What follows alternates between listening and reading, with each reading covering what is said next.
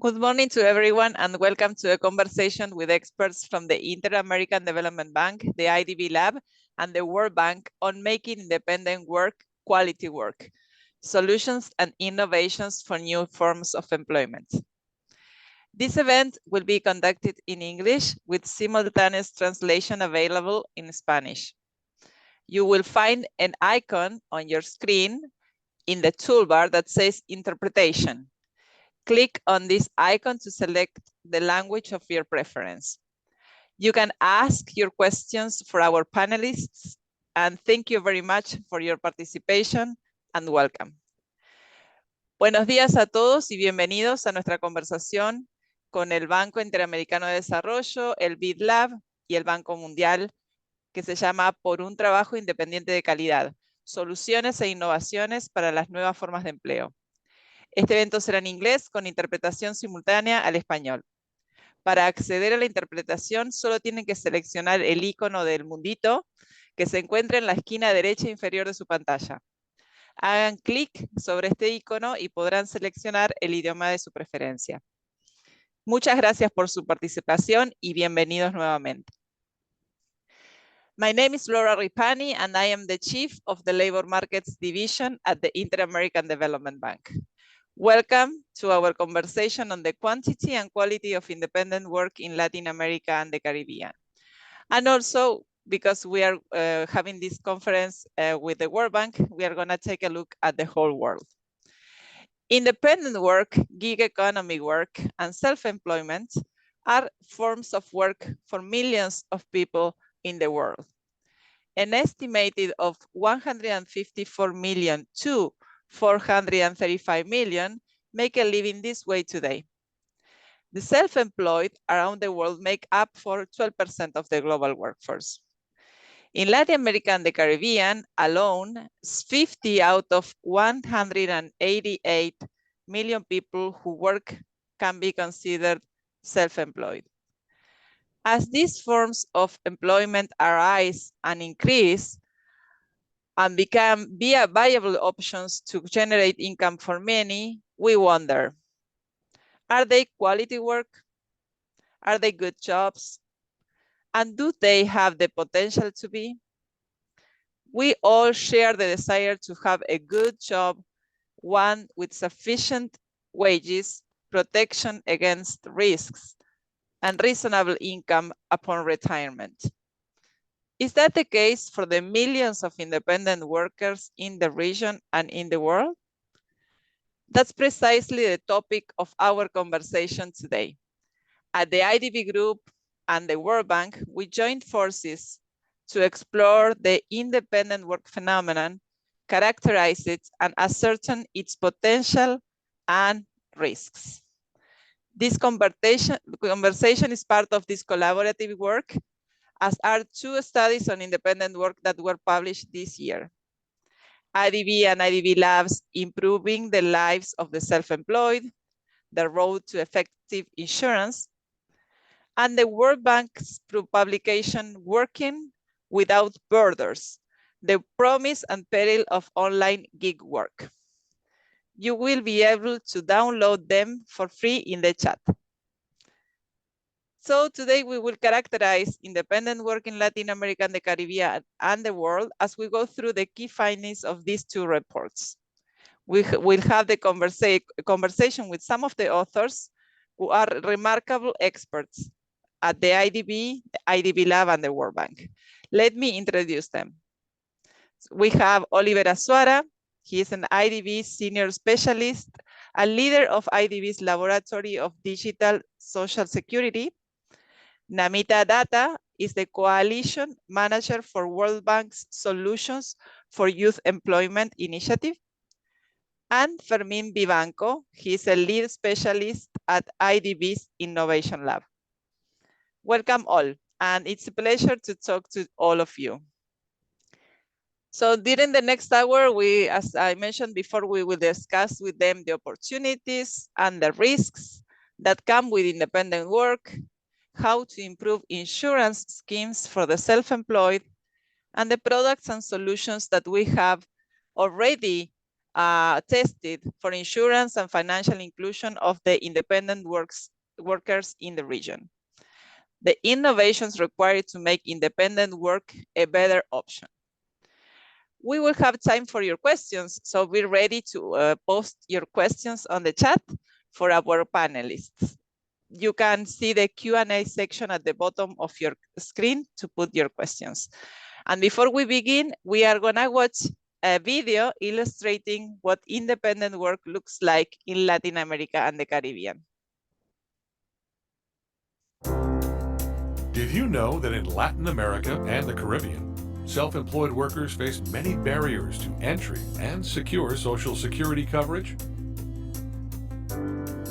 Self-employment, representing a quarter of total employment in the region, shows significantly higher levels of informality than salaried work. The challenge has intensified in recent times. The number of freelancers in the region grew during the COVID-19 pandemic, and today continues to rise with the technological revolution and on-demand work platforms in sectors such as transportation. This change represents a greater need for coverage and insurance for more and more people. Given this reality, it's essential to identify the areas of opportunity that would increase the coverage of self-employed workers in Social Security schemes. The publication, Improving the Lives of the Self-Employed, The Road to Effective Insurance by the IDB Laboratory of Digital Social Security and IDB Lab, identifies these points for improvement in Brazil, Chile, Colombia, Mexico, and Peru.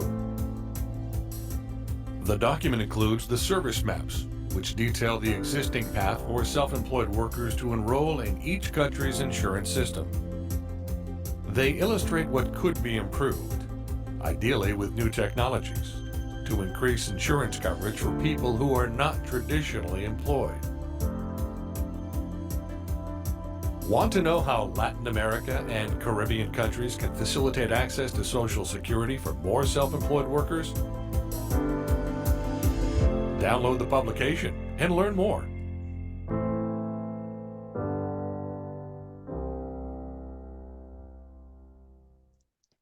So with that, we are going to begin with the local perspective. And to start our roundtable, here is a question for Oliver Azuara, my colleague, the coordinator of IDB's Digital Social Security Lab. So please, Oliver, good morning. And I would like to ask you a question. Is independent work in Latin America and the Caribbean quality work? Please share with us the 3 key takeaways of the study, Improving the Lives of the Self-Employed, the Road to Effective Insurance. Thank you. Thank you, Laura, and also thank you to my colleagues of the panel, Namita and Fermín. Good morning, everyone. So I think this is a great opportunity and occasion to show the collaboration between the IDB and the World Bank in this new area of our institutions. This webinar is also the opportunity to show the results and insights obtained through the Laboratory of Digital Social Security, a joint effort between the IDB and IDB. So let me start with a general overview of the self-employment in Latin America and the Caribbean. I just want to emphasize that this refers to individuals, not employees of microfirms. As we saw in the video, self-employed individuals constitute approximately a quarter of the total labor force in Latin America and the Caribbean, totaling about 50 million people between 15 and 64. So notably, the proportion of independent workers has remained stable over the past decade with some exceptions. However, new technologies can be a major force for the increase of this proportion. So what are the challenges of independent work? Independent work is predominantly exists in the informal sector, so marked by a lack of Social Security coverage. This trend cuts across income deciles. So with independent workers displaying significantly lower levels of compliance with Social Security contributions compared to the salaried counterparts. What does this mean? So most independent workers, as depicted in this slide, operate within the informal economy. So while Brazil, Chile, Colombia show higher coverage for higher income deciles, Mexico, Peru, and El Salvador reveal that even workers in the highest income bracket lack Social Security coverage. Unlike salaried workers, independent workers are responsible for overseeing their own payments and contributions, which represents a major hassle for effective coverage. So everything needs to be done by themselves, by them. So there is also a shift in the dynamics of the labor markets. Ongoing technological changes are reshaping labor markets globally, and Latin America and the Caribbean are not the exception. So these changes act as a catalyst for flexible work arrangements and specialized work tasks. So it is crucial to recognize that technology is likely to significantly influence the rise of independent work. This slide summarizes the findings of the collaboration. The next slide, please. Between the IDB and the World Bank this year, presenting results from a pivotal survey focused on freelancers utilizing platforms. So we wanted to know more about platforms beyond the ride-hailing and delivery services. A comparison between an average worker of those using Workana, the leading freelancing platform in Latin America, highlights substantial differences in both the average number of working hours and the hourly income. So those using the platform work 1/3 of the hours of an average worker, but earn 10 times more per hour. So obviously the incentives for the usage is higher. So looking ahead, in summary, insurance mechanisms were originally designed for traditional labor arrangements, wherein a single employer provided insurance to each worker and the members of his household. However, this paradigm is evolving. With the new generations embracing multiple jobs and shorter job tenures, there lies an opportunity in Latin America and even the world where informality has prevailed for centuries. So emerging technologies offer the chance to enhance insurance mechanisms to tracking income flows of each worker, especially for independent, also complement it with the actions and programs of the government. So embracing a flexibility is the name of the game. So in conclusion, the key to navigating the changing landscape is flexibility. However, the labor markets and institutions in the region are not prepared for this shift. Adaptation to this new reality is imperative. Recognizing this need, the IDB has established the Digital Social Security Lab, which is a space that we use to test different solutions for increasing effective insurance of independent workers. This has been a long journey, but at the end, what we want is provide evidence to the governments on how to improve people's lives by making this a more comprehensive. Thank you, Laura. Thank you very much, Oliver. And despite the challenges you described, I find it interesting that flexibility makes self-employment increasingly appealing to today's workers, and flexibility seems to be an irreversible trend. So our second question for Namita, Datta from the World Bank will be, how do the dynamics of independent work in Latin America and the Caribbean compare with the dynamics of independent work in other countries of the world? Are challenges and opportunities similar? Please share some of the key takeaways from working without borders, the promise of and peril of online gig work, please. Thank you, Namita. Thank you so much, Laura. And it's such a pleasure to be here. It was wonderful to work with you and your team when we were doing this report, even though our report is global in nature. But when we did the deep dive on Latin America and the Caribbean region, who better to partner than with your team? And it was just a wonderful collaboration. So a lot of what I'm going to say are the results of both the World Bank and the IDB, because we did this together. So in this report that we recently released about a month ago, we looked at this whole phenomenon of online gig work. So we did not really focus on location-based gig work, partly, and that's going to be the subject of our next report. We are launching very as we speak, actually. But the reason we focused a lot more on online gig work is because we think it kind of flies under the radar screen for a lot of policymakers. You know, the Ubers and the Lyfts are very visible on the roads, but online gig workers tend to remain a little bit more invisible. So this report, we addressed 6 big questions. One, we wanted to understand the size Secondly, we wanted to ask the question, how inclusive is this kind of work? And we had 6 dimensions of inclusion, including age and gender and location and earnings and education. Third, we really wanted to address a big knowledge gap in the literature, which is really looking at the role of regional and local platforms. A lot of the literature on gig work has really focused on data from the big, mostly English-speaking global platforms. But the question we were asking was, what about people who are working on the smaller regional local platforms? And mainly, what about people who are not English speakers? What about them? Are they also participating? So that was one of the big questions in our report. We also looked at the demand side. That was the 4th question. And the 5th one was on social protection. And the 6th question was really to really try and identify like an operational blueprint in case countries would like to use this opportunity for their countries. So the big finding for us actually was that the size of this online gig work is actually much larger than what we earlier thought it would be. So like you said, Laura, it's close to about 12% of the labor force. And of course, you know, the data on this sort of work is really hard to find. Labor force surveys don't estimate it. So we had to use multiple methods, including using data science, web traffic, but also we did a very large global survey in 17 countries. And we did it in 12 languages because of what I said earlier. We wanted to understand people who, gig workers who are not English speakers.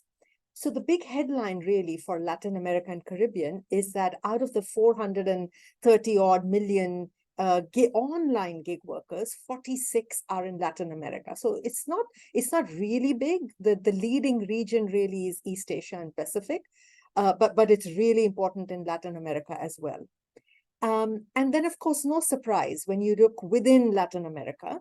Of course, Brazil and Mexico dominate, but then one could say, okay, they dominate because these are really big countries, but you can see that they really are big numbers of online gig workers in Brazil and Mexico. And actually, I don't have that slide in my presentation, but we also asked the question, okay, Brazil, Mexico are big countries, so it's understandable. What if we were to look at the share of the labor force? So when you look at the share of the labor force, which accounts for size, you find that actually there are surprises there because there are countries like Trinidad and Tobago, Costa Rica, Argentina, and Jamaica, where it's almost a quarter of the labor force. So that's an interesting thing to keep in mind. Maybe we move to the next slide because I'll try and just share with you some of the key takeaways. It's a big report, it's a dense report, and I won't be able to do justice to everything, but just sort of a few highlights. Number one, 50% really globally of gig workers are young. And this is the same in Latin America, but you see in MENA, it's even higher, but generally it's more than 50 in most regions, right? And so what that tells us is that for countries that are struggling with higher levels of youth unemployment, this is an opportunity. The second really interesting finding is that in a lot of countries, and this is in particular actually in Latin America, that women are participating in online gig work much more than they are sometimes participating in the general labor force. And it's no surprise, right? I mean, just the flexibility that Oliver, you were talking about, on the demand side, but also on the supply side, like the flexibility for a woman who's also burdened with childcare and household responsibilities, and also the mobility constraint that women feel to travel to a place of work, that we find that, for example, we surveyed this platform, Soy Freelancer, which is based in Ecuador, and Varcana, which is based in Argentina. The Varcana survey we did together with the IDB team, much higher than women participating in the general labor force.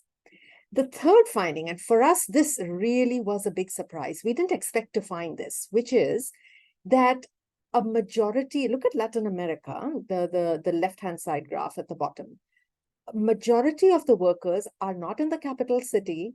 They are not even in the secondary cities, which is the top 10, secondary defined as the top 10 cities of a country.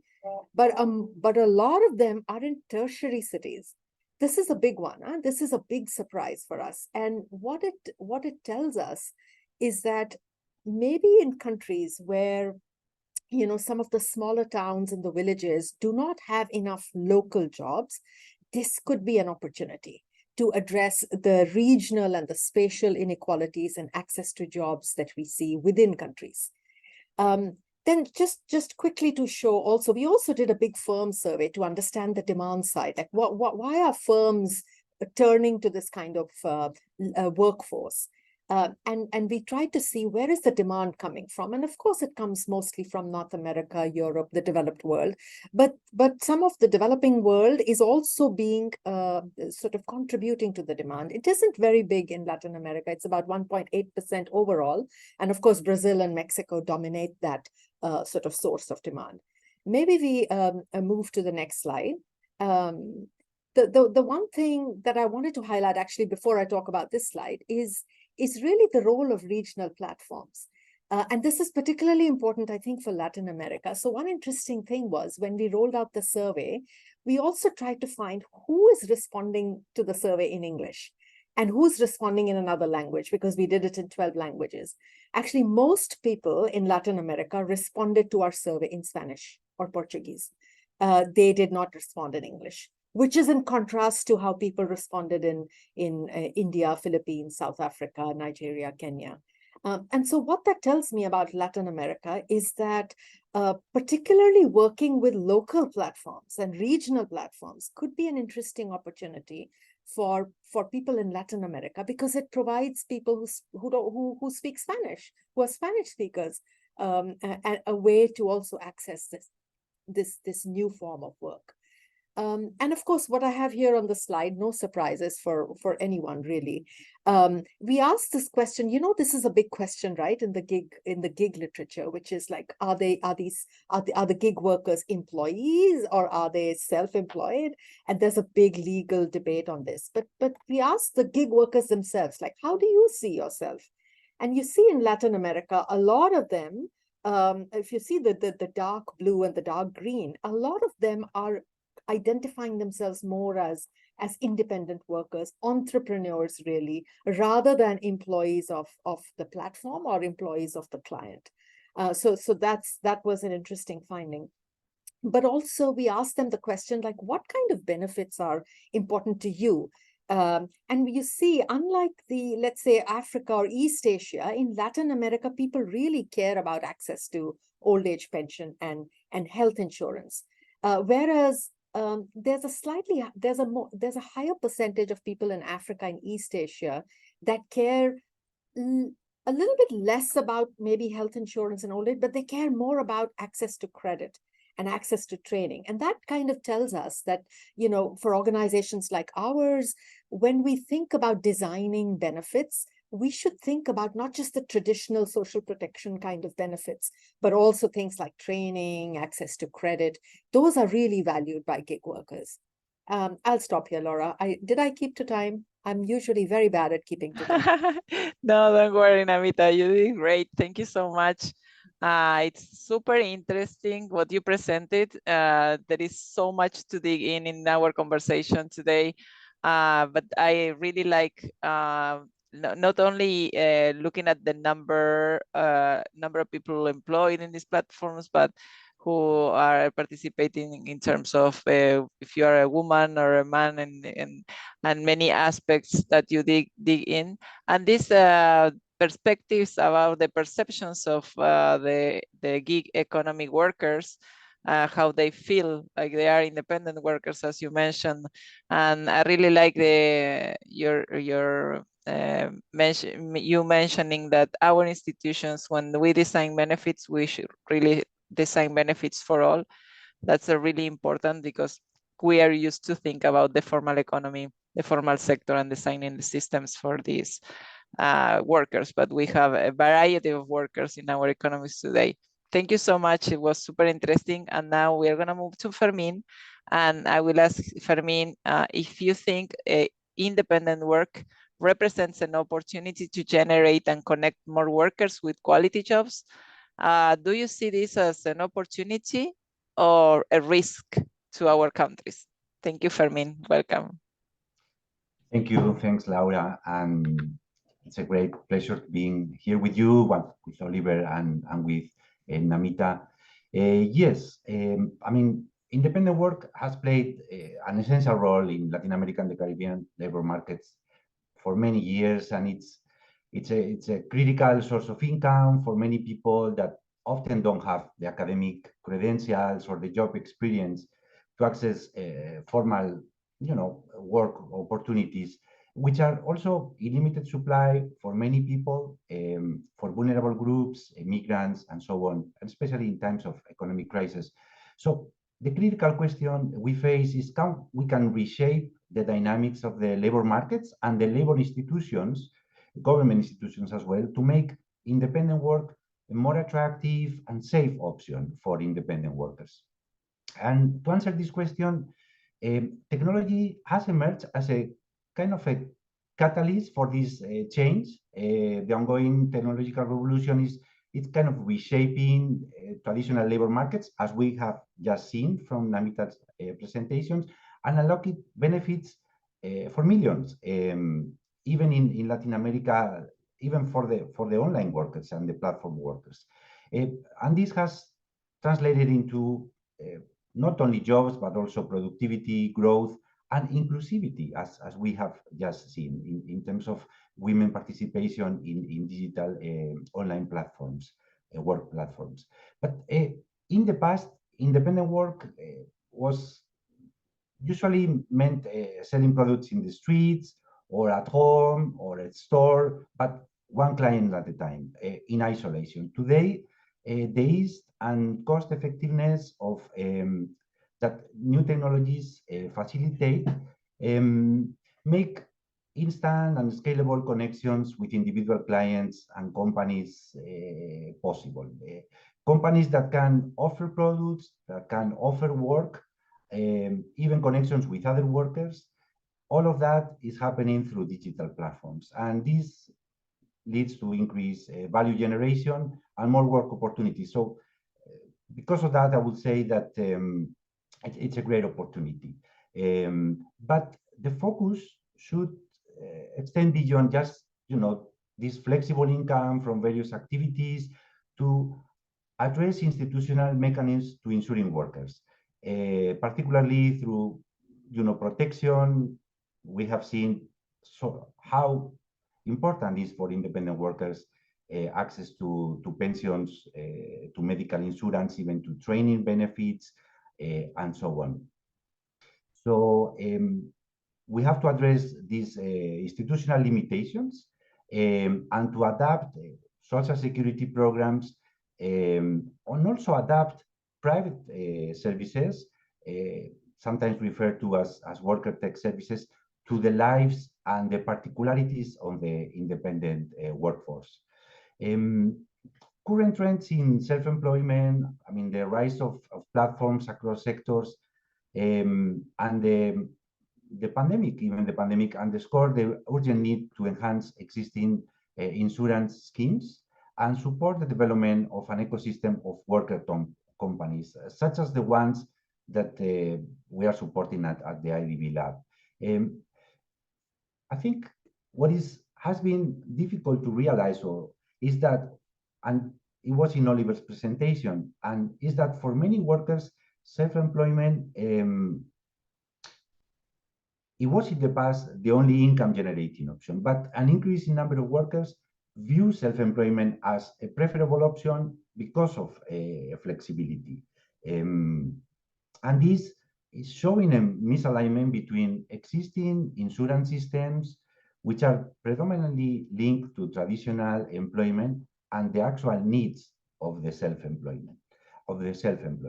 The primary traditional model for salary workers, it's falling short. Is not accommodating the unique characteristics of the self-employed. Actually, most of the social security schemes are intertwined with conventional employment, a model of like a single employer, and the level of insurance for self-employed, it lags behind salaried workers. And this is a situation that is worrying. especially in the current context of growing independent work through platforms. In a sense, I think the paradigm of accessing social security and all the social protection is not aligned with the reality of self-employment. And even in the past, we have introduced innovations to facilitate voluntary access to formal insurance, voluntary access to pension contributions, even with behavioral economics, with convenience, like saving at stores or digital tools. Those improvements are kind of marginal, are small. So there is something bigger that we have to do from the public sphere. And I will stop right here. Okay. Thank you, Fermín, and thank you for this collaboration between IDB Lab and IDB on these topics for many years. We have been witnesses together of the discussion about independent workers, about the platform workers along these years. And we have, as you mentioned, tried many innovations using behavioral economic tools, but there is still a lot to do. So I appreciate your collaboration with us for so many years. And we are gonna follow up with a question for Namita in the same spirit that I asked you, Fermín. Namita, would you consider the new forms of employment that we have discussed an opportunity or a risk for improving the living conditions of labor forces worldwide? Thank you. Yeah, so, we titled our report, The Promise and Peril, which is the heart of your question. And I'm 100% in agreement with what Fermín just said. So if you think about it, okay, let's list what is the opportunity here? The opportunity is young people getting access to jobs, but also more importantly, learning while they are earning. So they are, a lot of students, for example, start doing this sort of work, online gig work, so that they can learn digital skills while also being in school. So that's one. Secondly, women. It provides flexibility for women, which they really need because they face this barrier in accessing jobs in the traditional offline labor market. Thirdly, people with disabilities. Online gig work really frees people from having to go to a place of work. And we also interviewed a few people with disabilities who said, I feel there's a psychological barrier to show up in a place of work with my disability. But behind a screen, it's just my capability. So there is a potential there for people with disabilities. And we also interviewed for people with, people who are displaced, like refugees. Fourthly, people in smaller cities where there aren't enough good jobs in their neighborhood, in their local city, but being able to tap into this sort of international demand for jobs gives them an opportunity that's not there in the place they live in.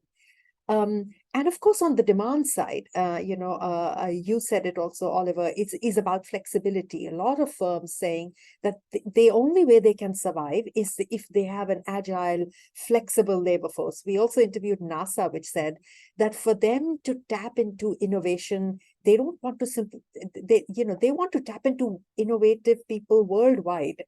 So this is a source of talent, it's a source of creativity, it's a source of flexibility for firms. And we all know that for jobs, if you want to have jobs in a particular country, you have to have firms that are growing. So there's a demand angle also to keep in mind. So those are the opportunities. So then we say, okay, what are the risks?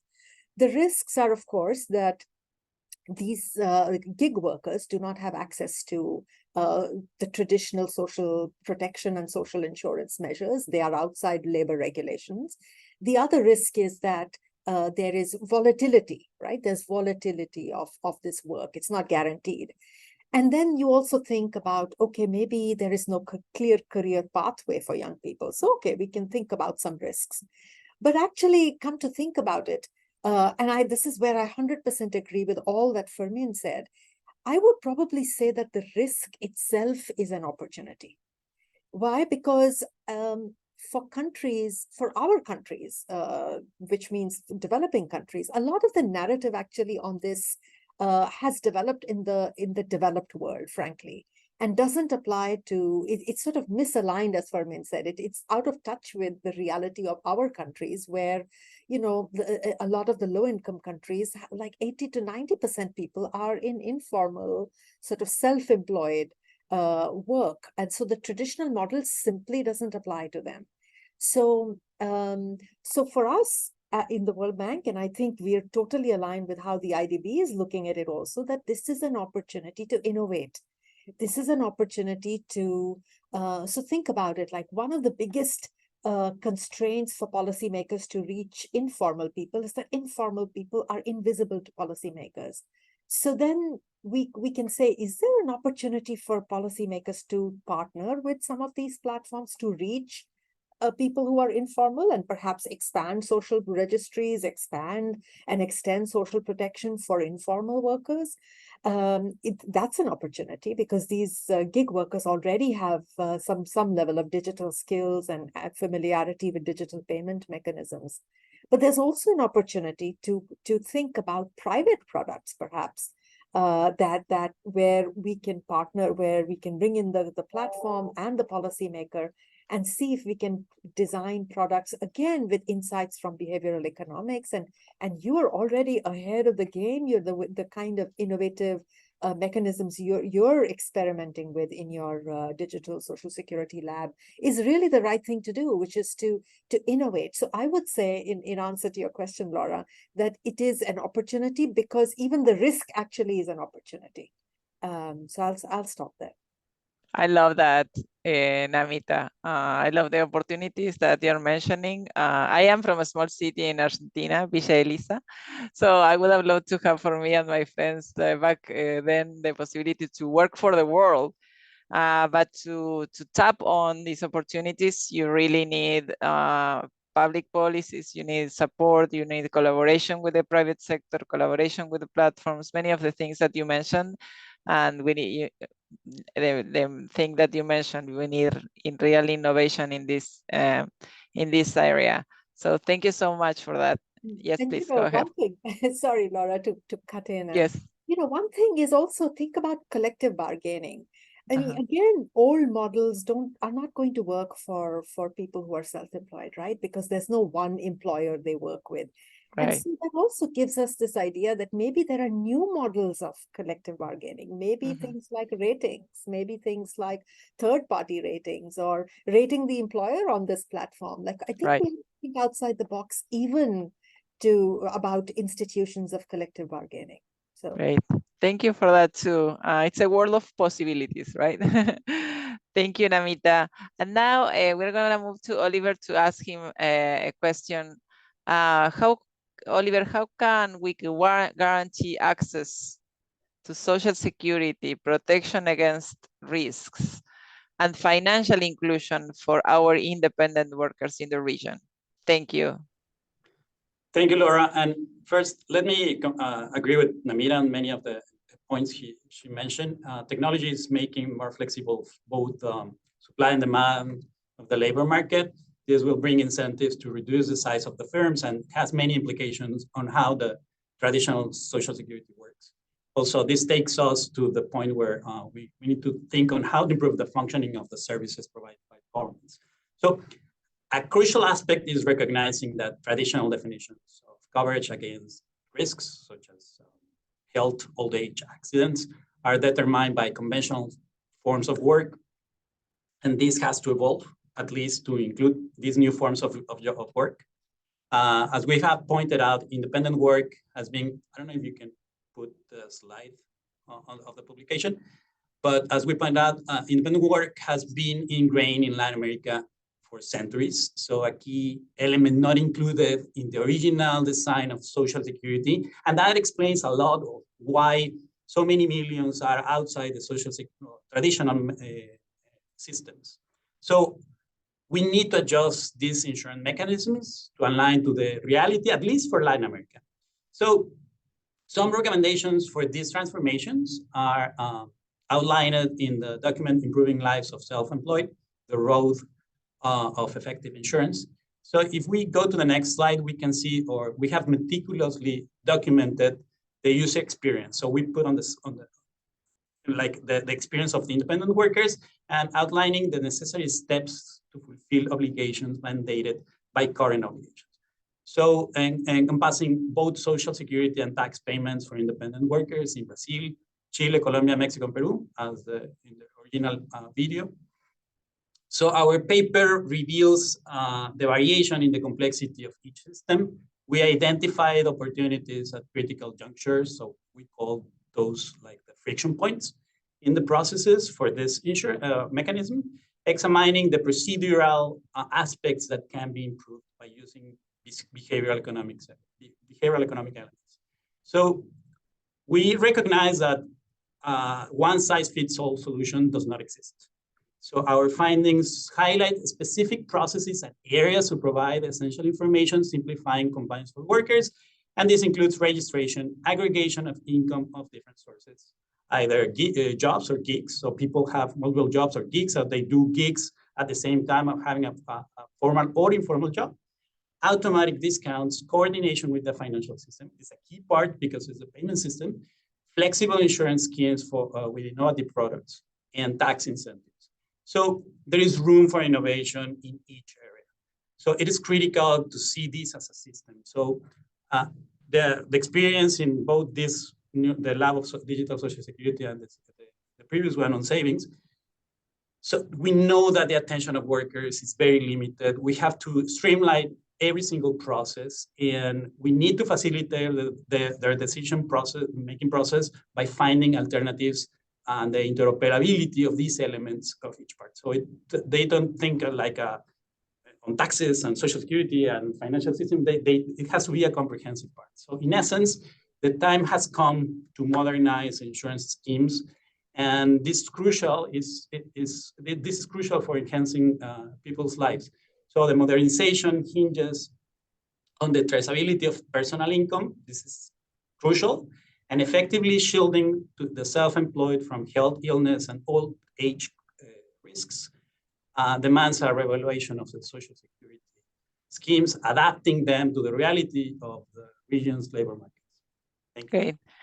Thank you, Oliver. And I think these are complex problems, but they require solutions that are easy for the independent workers to have access to all the different services that they need. But I think we have to think really hard with our counterparts, with our partners in the region to make this happen, because as you mentioned, this is a necessity and we are gonna have to confront these complex problems and bring solutions to the region. Thank you so much for that. And thank you for all the hard work that you put into the lab. And then we're gonna follow up with Fermín, and we're gonna have the final question for the panel because we have many questions in the chat, so we're gonna move to the questions in a minute. Fermín, have countries tried and tested digital solutions for insurance and financial inclusion of the self-employed, and how do they work? Thank you, Laura. They work in many ways, but still not good enough. We think private sector companies could serve better those unmet needs of independent workers that they were shown in Namita's presentations, from trainings to financial services to medical insurance and so on. At the IDB Lab, what we are trying to do is to foster innovation in this topic, supporting several worker tech companies. We use the term worker tech precisely to define the companies that serve independent workers, such as Help in Mexico or Quilo in Guatemala, and other individual projects. But our main efforts right now, they are centered towards what we call the worker tech ecosystem projects that we have in El Salvador and Argentina, which actually support different actors in the ecosystem of servicing the unmet needs of independent workers. In El Salvador, for example, in our project with CasaTIC, we are supporting 6 worker tech solutions. I'm going to mention just 3: Sostengo, that offers, road, medical, and life insurance adapted to independent workers that cannot access in the regular insurance marketplace. Credit Rosa provides financial services for women drivers, and they actually have an app, Linea Rosa, that facilitates a menu of benefits for women drivers. And there is Alfie Latam, that is actually serving the care and home services sector. In Argentina, we also have an ecosystem project with the worker tech sector, with Civic House, and we are supporting 8 companies. What we are doing in both places, beyond supporting individual innovations and actors, is to work with different partners from municipal governments, foundations, researchers, organizations of independent workers, to create an ecosystem where independent workers are better protected by public services, but also better served by private companies. And kind of going back to our collaborative work with the IDB group, what we are seeing, if we look at both the public sector and the private sector, is that in the end, the important thing is that we have to place the individual in the forefront. The focus should be in prioritize fair contributions and affordable quality services, whether they are provided by the public or the private sectors.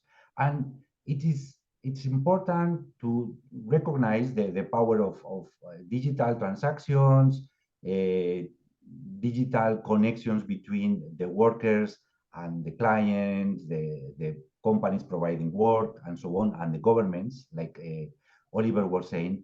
But in the end, if we don't adapt the government institutions and the companies serving the public to the reality of the independent workforce, the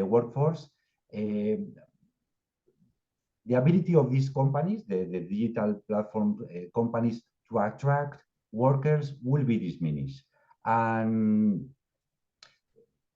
in other words, without governments and companies adapting to this new reality, it will not only affect the well-being of independent workers, but in the end, the sustainability of the work platforms, of this ecosystem of digital platforms for work. I'm going to stop right here so we can go to the questions. Great. Thank you so much, Fermín. It's there are many things that we have done together, and you did also from the IDB Lab in this arena. Thank you so much for sharing some of the initiatives. So now we're gonna move to the questions, but first I want to thank our panelists for their rich remarks and thoughts on the dynamics of self-employment. So I will start then with a question for Namita from the audience. So Namita, a member of the audience would like you to share your views on the drivers behind independent workers' choice to go to the route of independent employment. How much is it driven by discrimination in trying to find regular employment, or some barriers to find regular employment in corporate or government entities? What do you think?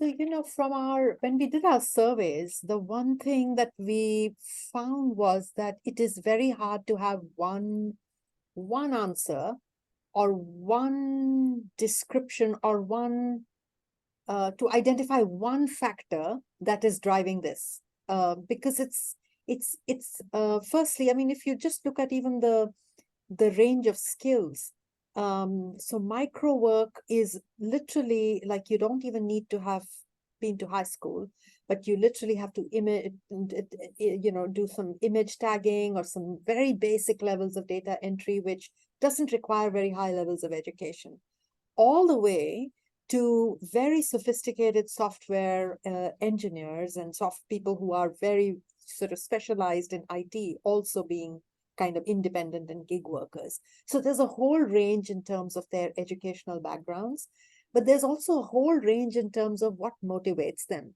to become gig workers. In some cases, it's a necessity. It's not a choice, and so the question is right, that it's really it's just what you could find. It's just a piece of work you could find at that time, and it's survival. But there are also a whole range of people who are doing this out of choice. Right. And very proudly, and in particular in Latin America, we found a lot of people, and I just want to caveat this by saying that I don't think I can say one thing which will be true for every gig worker. Right. Because there's a whole range. In Latin America in particular, there was this sort of pride in some of the gig workers that we interviewed, this pride of, I'm an entrepreneur. And interesting also how, we interviewed women in Pakistan. We also interviewed women in West Bank, Gaza. And this was, of course, before the current crisis, where these young women said, and we in fact asked them the question that, would you not be an online freelancer if you got a formal full-time job? Wow. And the answer was no. I don't want to work for a boss. I like the fact the women in Pakistan that we interviewed had begun as a freelancer, found that it sort of gave her a very decent amount of income without having to even step out. And then she actually ended up setting up, this is for a few women actually, but one conversation I remember where she ended up setting up a whole agency, so became an entrepreneur, helping other women to also become digital sort of freelancers. So what I'm saying is that I think there's a whole range. Some young people are doing this because this is something they can do on the weekend while they go to school, during the week. Others who have full-time jobs also and are doing it over the weekend again and in the evening. So there's a whole sort of a range of, and which is why one of the things in our study, we tried to identify was not gig worker or no gig worker, but also the level at which you are doing gig work. So we had these three categories of, you're a marginal gig worker, which means it's less than 20% of your income and just a few hours, or you're a secondary gig worker, which means that you're spending some bit of your time and you're earning some bit of your money, and you're a main gig worker, which means that's the only thing that you do. So there's a nuance even in how you define a gig worker. Is it all the time? Is it some of the time? Is it just very, very occasional? So sorry to have a disappointing, sort of not a clear answer, but really this is a whole complicated spectrum of people who are doing gig work. Great, thank you, Namita. Yes, we have to be humble in the sense of that this world is complex and there is a variety of workers there. So having like a one answer kind of thing is not possible. But thank you for sharing your thoughts on this question. So we have a question from Oliver now. Oliver, is the designation of self-identification as an entrepreneur rather than a gig worker driven by country policies such as business or tax registration, or is it truly preference? What does your research say? Thank you, Laura, for the question and to the audience. So just to complement what Namita just said, many of the gig workers are very educated. So it's crucial to recognize this and not anchor them to task that a person with 2 or 3 years of education can do. So it's important to take this into account in order to facilitate the discussion. And talking about the policies between being an entrepreneur rather than a gig worker, I think it's a combination, as Namita also was saying, because people tend to have multiple occupations. So we tend to have like one definition, and the people say there in our minds. But people are looking for different occupations and finding ways to generate income, and they change this occupation. So, for instance, they can be entrepreneur in the morning and then be gig worker in the afternoon. So there is a large range of combinations, and that's why it's important to focus on the income sources, on how the money is being generated, and especially to register that in the financial system for fiscal purposes.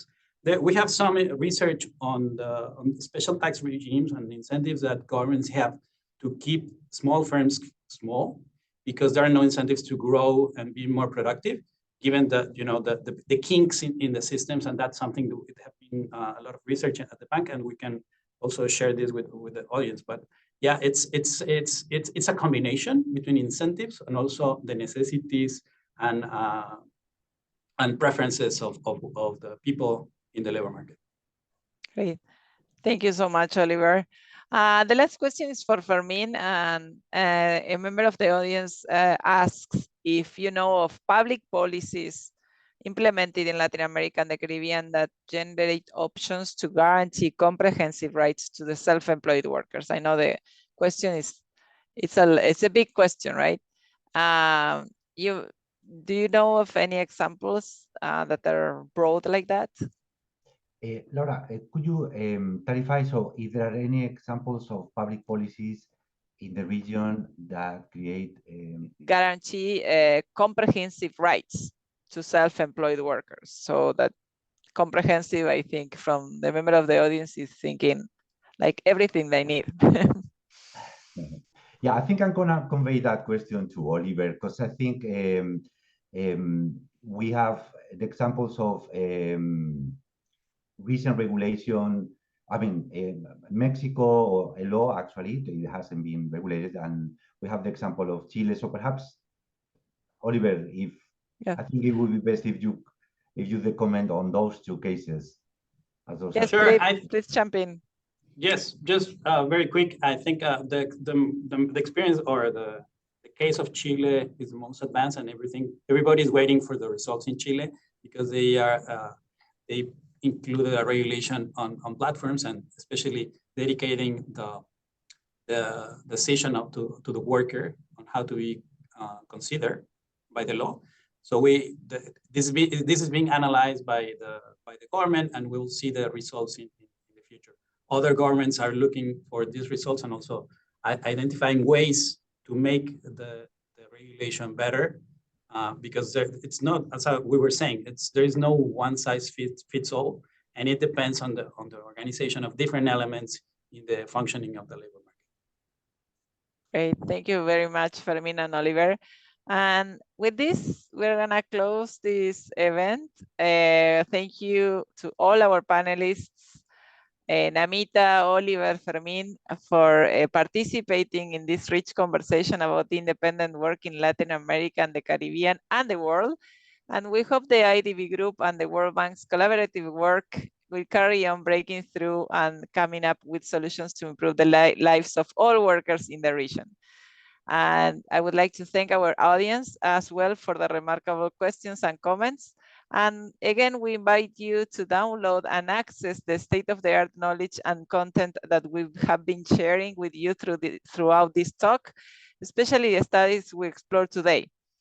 One of them being improving the lives of the self-employed, the road to effective insurance, and working without borders, the promise and peril of online gig work. Please follow the links that we have been sharing in the chat, as well as our blog, Factor Trabajo. Thank you again very much, and have a wonderful rest of the day. Thank you. Bye. Bye. Thank you. Thank you. Bye-bye. Bye.